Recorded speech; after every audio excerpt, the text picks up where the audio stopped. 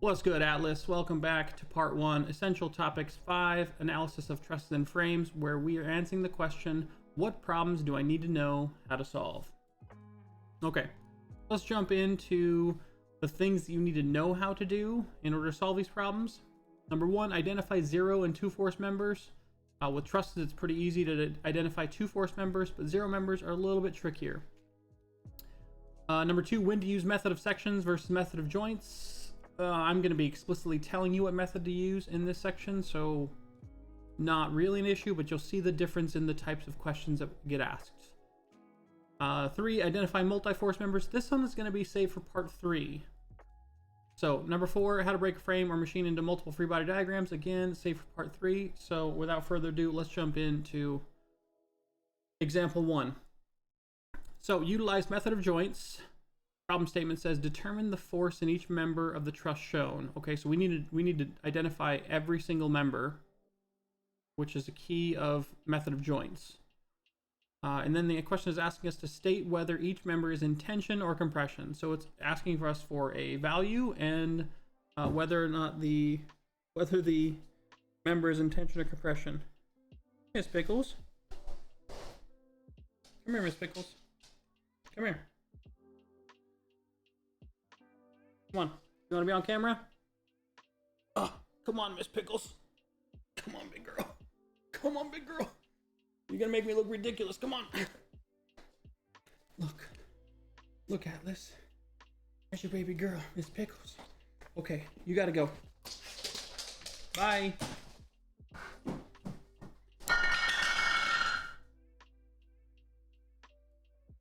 We're going to leave that in there. Okay. So let's go top down, where I have my original drawing here. Step number 1, you already know, free body diagram. So step 1, free body diagram of the entire structure. So we'll bust out the purple, quickly sketch this out, where we need these 3 members, like so. Let's draw the externally applied loads. Here, 10 kilonewtons. At delta, 10 kilonewtons. And at Bravo, we have a roller, so we're only going to get one reactionary force. And I'm going to call this B sub x. I'm going in the x direction. Point alpha has a pin, so we're going to get 2 forces there. So one in the AX direction and one in the AY direction. Let's not be lazy. Let's label all of our points. C and D. And last but not least, for a complete free body diagram, we're going to have dimensions on here. And again, with these free body diagrams you're doing in the middle of your problems, you don't have to be super technical with them. Just enough that I know what you're doing. Okay, so there it is, completed free body diagram. So low-hanging fruit, what can we solve for easily? Christopher would normally say some of the force in the x direction. That's not the low-hanging fruit this time. Low-hanging fruit is going to be some of the force in the y direction. So for step number 2, we're going to apply Newton's second law, which I abbreviate as N2L, Newton's second law. And we're going to go ahead and do some of the forces in the y direction. Okay, where we have AY participating in the positive direction. Minus 10 and minus 10 kilonewtons participating there. Those are the only vertical forces, so set that equal to 0. AY is the unknown, so we're going to move 10 and 10 to the right hand side, making them positive, which means AY is equal to 20 kilonewtons. And did the problem ask for that? Because remember, I'm a big proponent of RTQ, ATQ. Read the question and answer the question. The question didn't ask for AY, but I still calculated and I might use it later on, so I'm going to circle it to let me know and to show the reader I calculated something. I might reference that later. I don't know. But for right now, AY is calculated.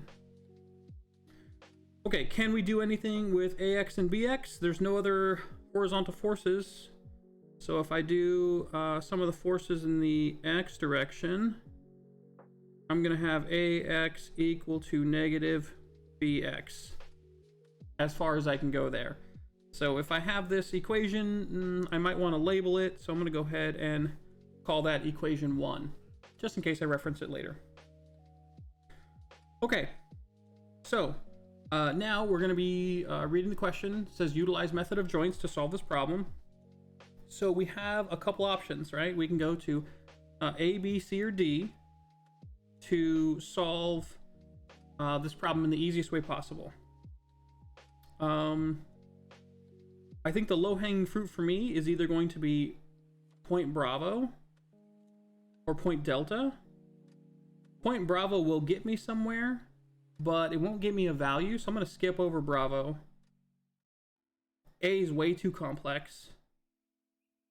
I could go to Charlie first. Charlie will get me something first, but then I'm going to have two tensions that I can't do anything with. So I'm going to go to Delta and see how that works out for me. So we're going to go on to step number 3. And I'm going to call this step free body diagram at D. Okay, and so when we use the method of joints, we want to mark our point Delta. Our externally applied forces first, so go ahead and put that 10 kilonewton force in there. And now we have a horizontal force and an angled force from delta to alpha. So let's put the horizontal force in first. Okay, and what do we call this? For method of sections, I personally always like to put every single thing I guess in tension. Just how I roll, how other people do it as well. You can choose to do it however you like, but I like to do it in tension.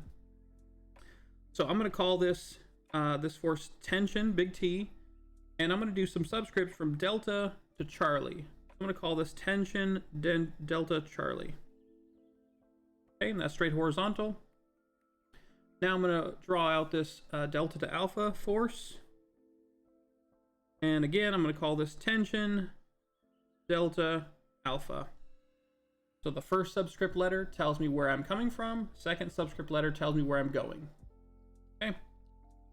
All right. So since we're in here, low-hanging fruit, I can do some of the forces in the y direction and get TDA directly. I am missing a little bit of information first, so I should define this angle. I'm going to call that alpha. And let's draw a little bit of a triangle here so we know what alpha looks like. Okay, and we're looking at 20 meters across the bottom and 5 meters across the rise. So again, alpha will equal to tan inverse of 5 over, I put 2 meters there. What am I doing? It's 20. Did I say 20 and I wrote down 2? Definitely 10 and 10, 20 meters. 5 over 20. Okay, let's do tan inverse. 5 divided by 20. 14 degrees.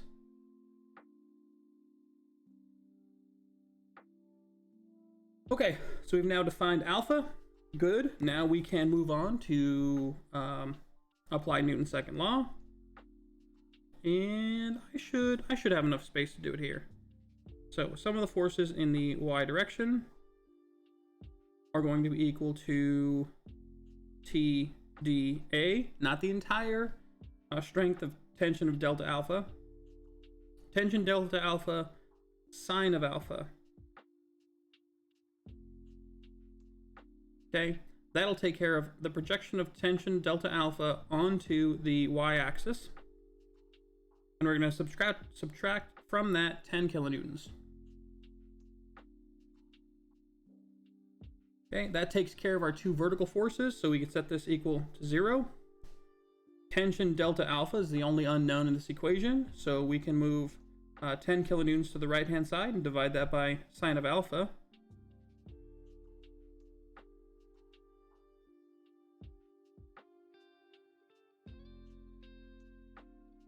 Okay, let's put some numbers in there. 10 kilonewtons over sine of 14.03. And let's, at the bottom here, solve for tension delta alpha, which is going to be 10 divided by sine. Remember, I used capital S sub the number for sine because we're going to write a lot of sines and cosines in this class. Easier for me to keep track of it that way. So 10 divided by sine of, might be tempting to put this 14.03. Don't. Just go up, grab that whole number, 41.23. Okay, it's positive, so we're going to be in tension. I got my first answer here. So I'm going to go up and populate my want table. So what do we want? We want member AB. We want member AC, member AD, member BC, and member Charlie Delta. Okay, I know I want all of this stuff to be in kilonewtons.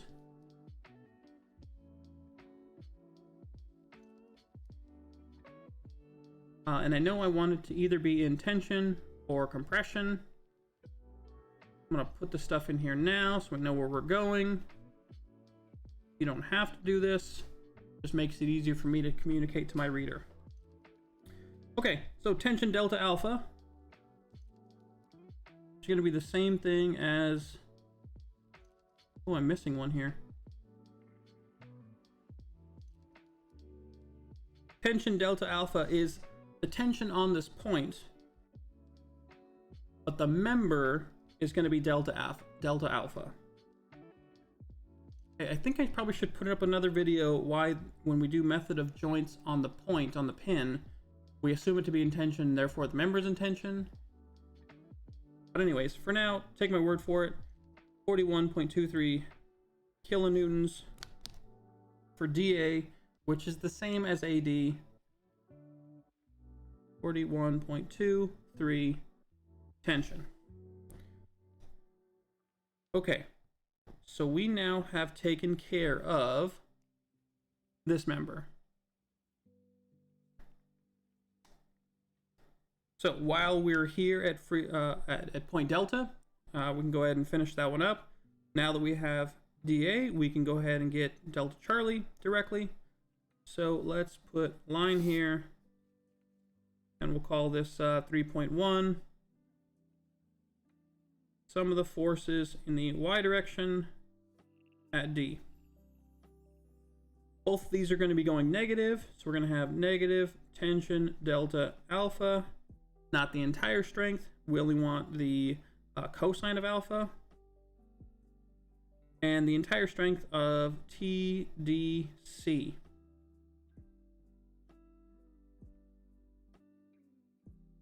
It's going to be X. What am I doing here? Oh man, I'm gonna give you one of these. No, dear, that's wrong. This is wrong.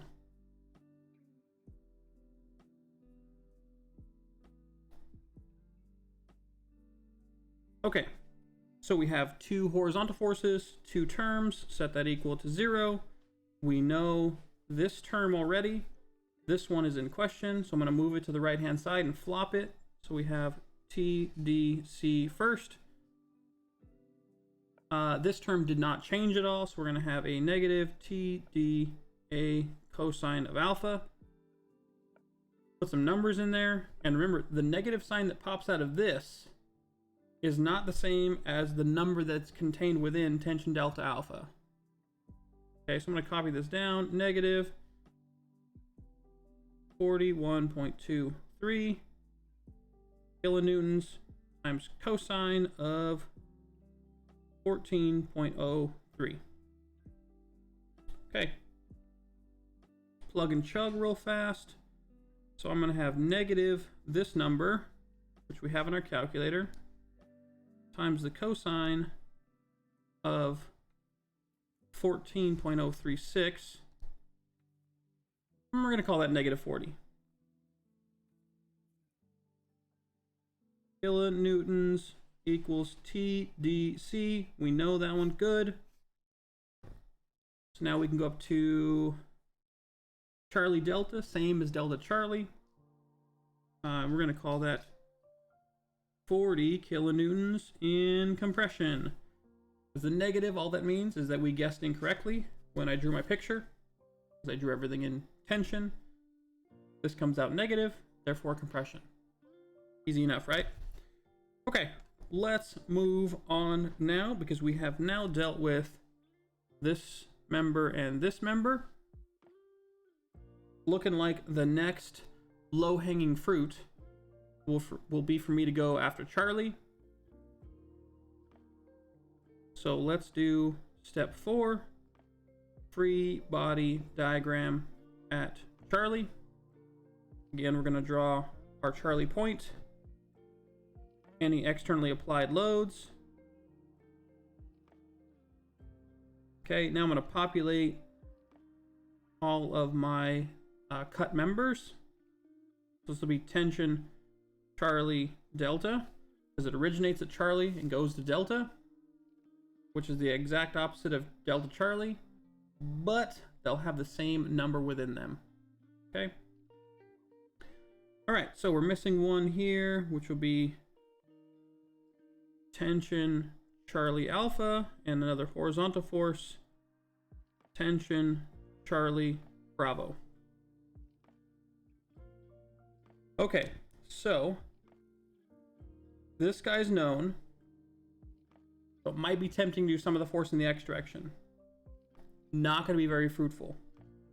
If I do some of the force in the Y direction, this 10 kilonewtons will take care of the TCA, so I'm going to go ahead and go there, where we have some of the forces in the Y direction.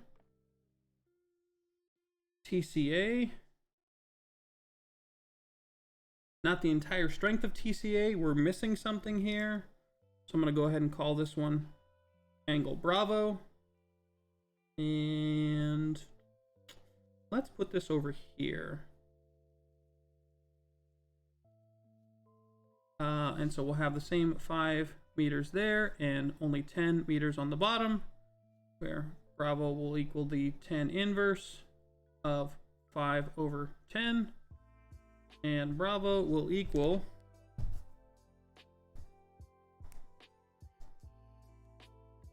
26.56 degrees.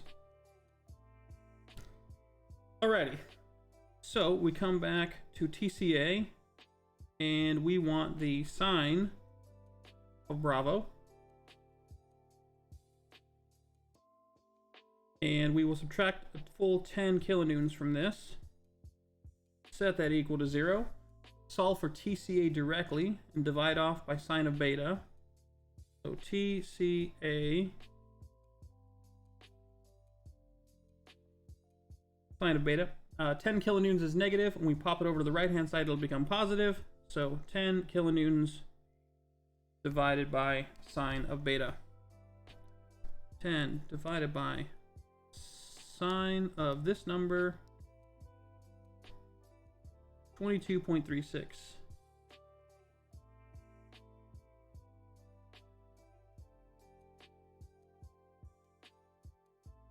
Another answer. So this one is Charlie Alpha, or Alpha Charlie, 22.36 kilonewtons. It's positive, so we're going to be in tension.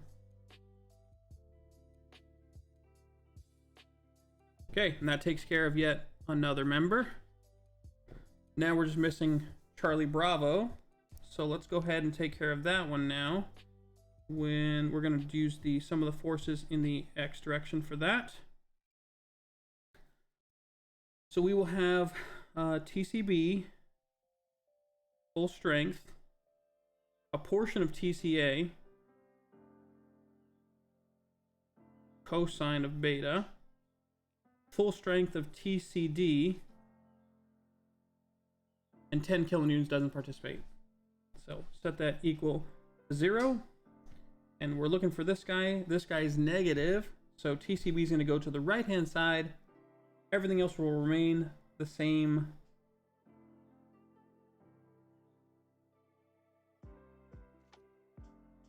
So negative TCA cosine of beta plus TCD. Okay, let's pop in some numbers. So negative, where's TCA? Right here, that has a 22.36 contained within it. Cosine of 26.56 plus TCD. TCD and TDC are going to have the same variable within it. So this has a negative 40 kilonewtons inside of it. And so TCB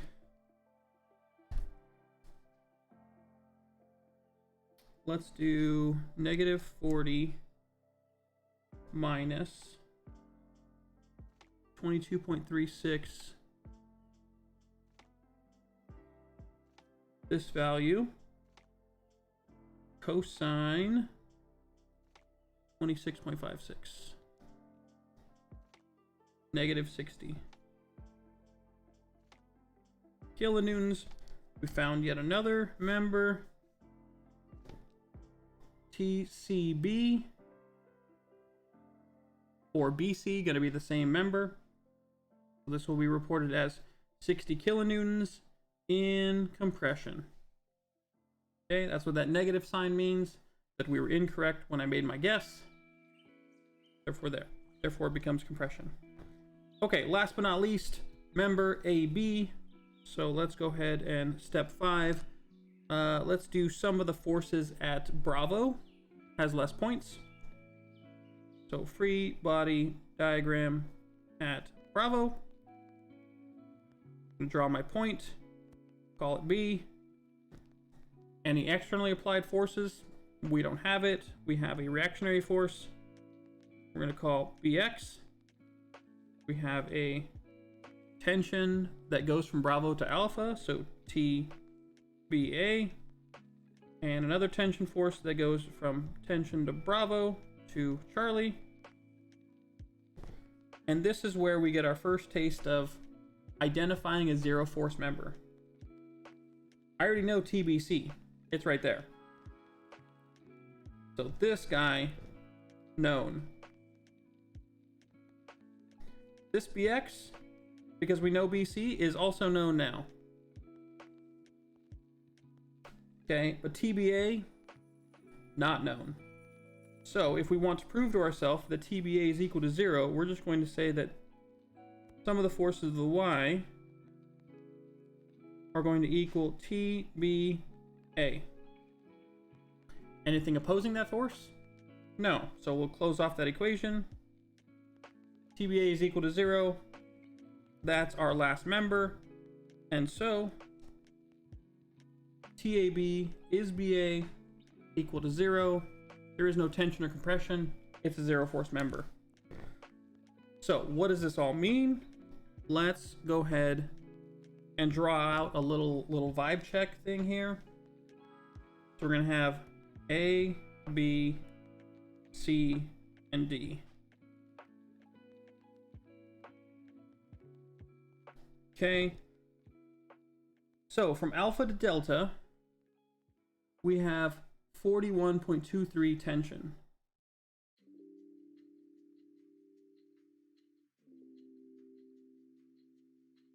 From alpha to Charlie, we have 22.36 in tension.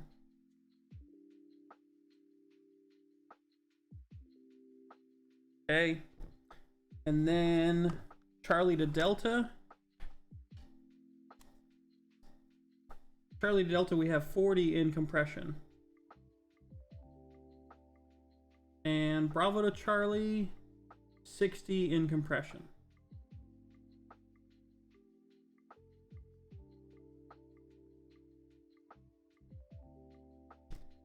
Interesting, huh? So I have this little eraser here, upside down right now. So we're just going to say that the compression is the blue and the tension is red. I flip it like this. If I apply 10 kilonewtons and 10 kilonewtons and keep this side constant, if I pull this, these top portions are going to be in tension. and the bottom portions are going to be in compression. You can see the deformation of compression and tension kind of being squished together. So passes the vibe check. I'm pretty happy with this one. So if you have any questions on this problem, go ahead and leave them in the comments down below. If you made it this far to the video, consider hitting that subscribe button. I'm trying to make these videos for my son Atlas for when he's able to absorb this material, and in the meantime, everyone here gets the benefit. So I got some more videos somewhere up there. Bye bye for now. Bye bye.